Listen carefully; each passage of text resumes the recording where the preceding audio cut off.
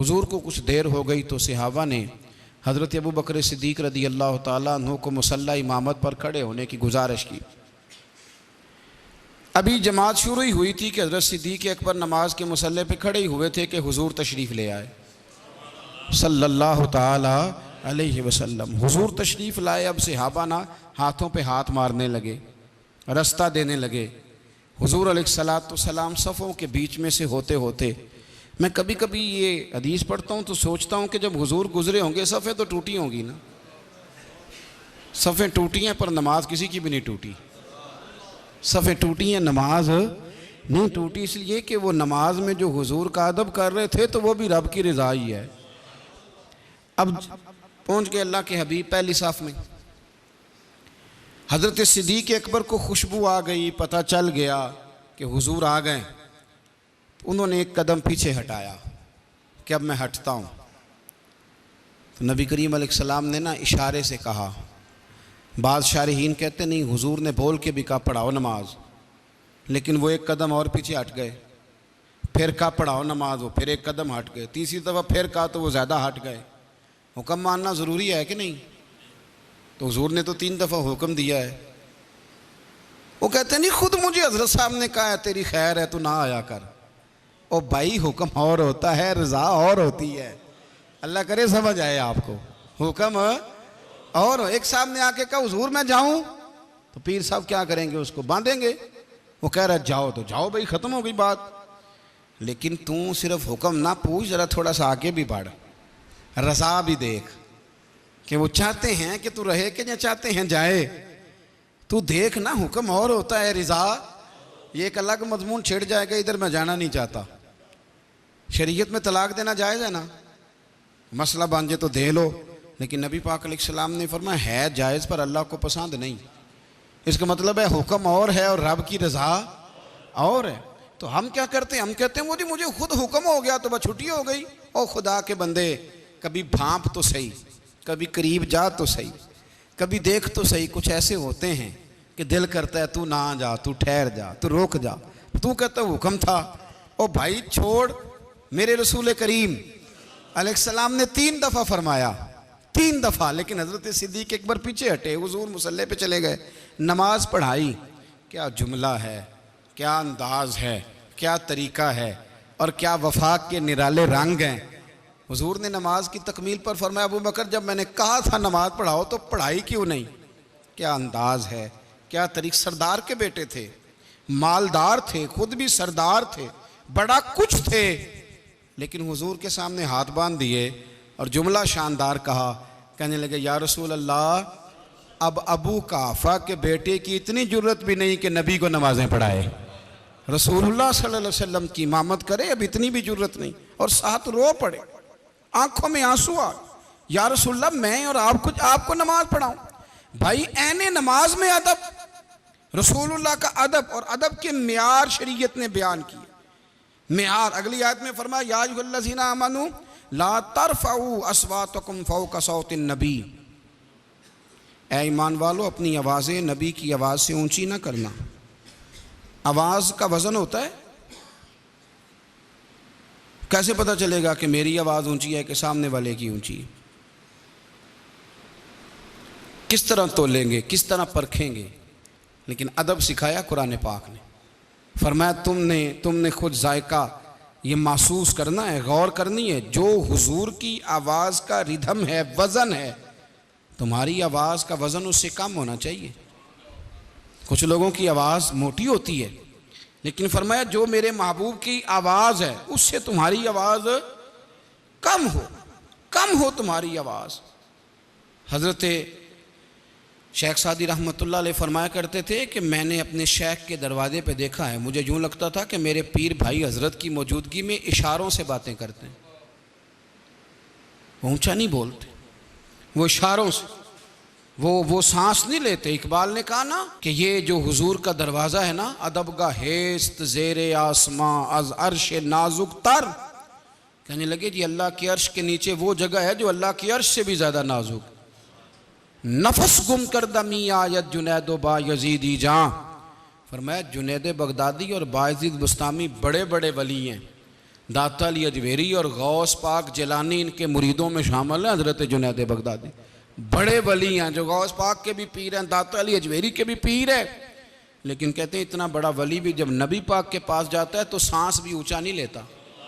نفس گم کر دمی آیت جنید و با یزیدی جا، آہستہ سانس بھی، اے پائے نظر ہوش میں آ، یہ قوے نبی ہے، آنکھوں سے بھی چلنا یہاں بے ادبی ہے۔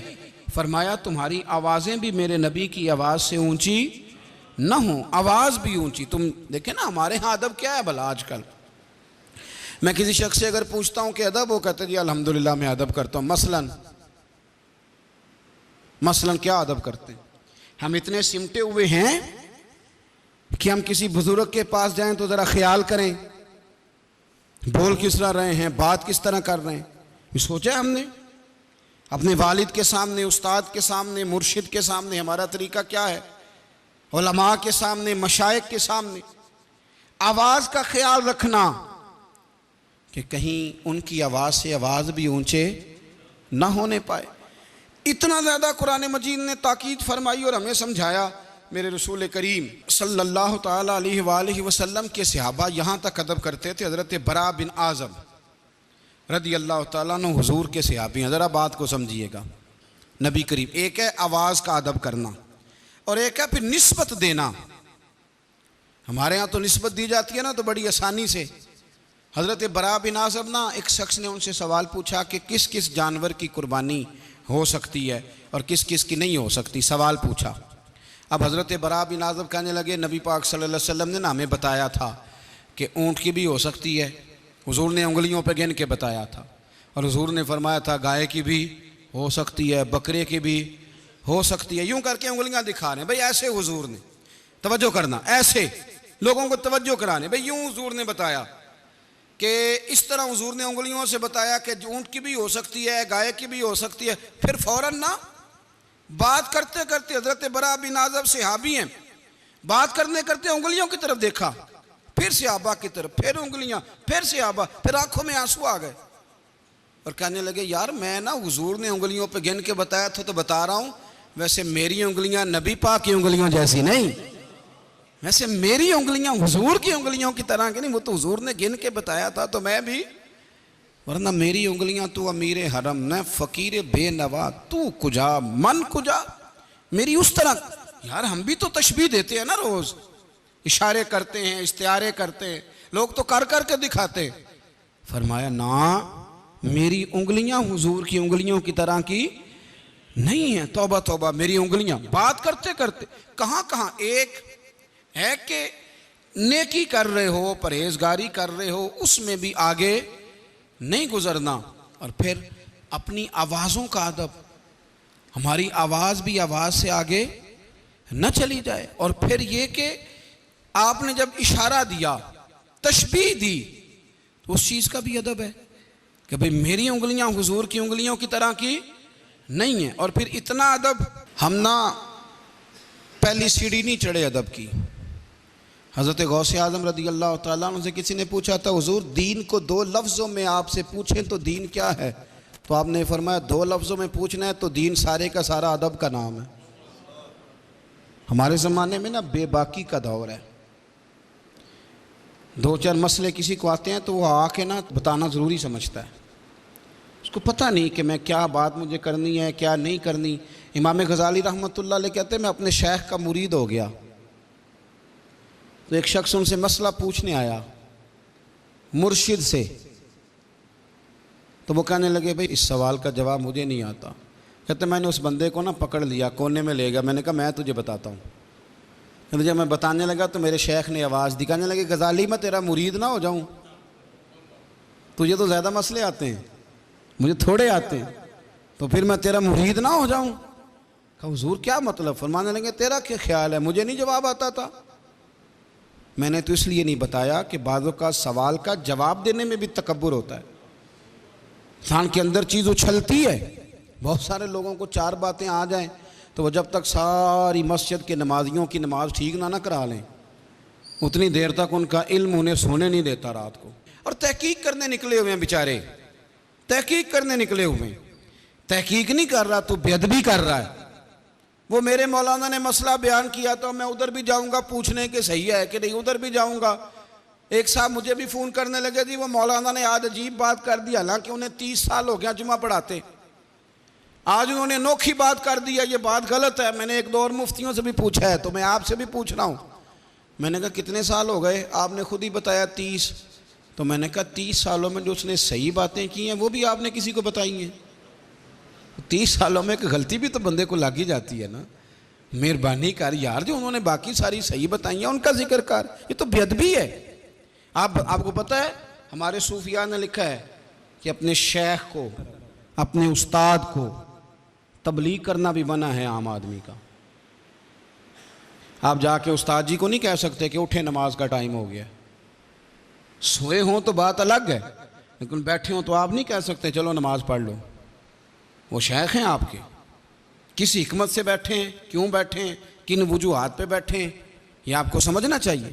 کچھ چیزیں ایسی ہوتی ہیں جو تفصیل طلب نہیں ہوتی، لیکن ہمارے ہاں مزاج بن گیا ہے جس کو 4 لفظ آ جاتے ہیں وہی سب سے بڑا شیخ ہوتا ہے۔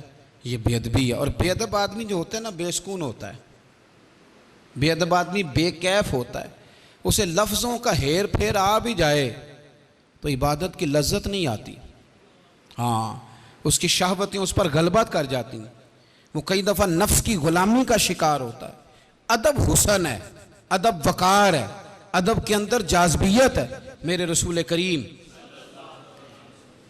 نبی رحمت رسول اکرم صلی اللہ تعالی علیہ وسلم کے صحابہ، حضور بہت سارے آداب بتاتے نہیں تھے کہ اس طرح کرو، لیکن جب آپ نے ادب کرنا ہو تو پھر ادب آ بھی جاتا ہے، لیکن جب ارادہ ہی نہ ہو پھر کیسے آئے گا؟ پھر انسان بہانے کرتا ہے۔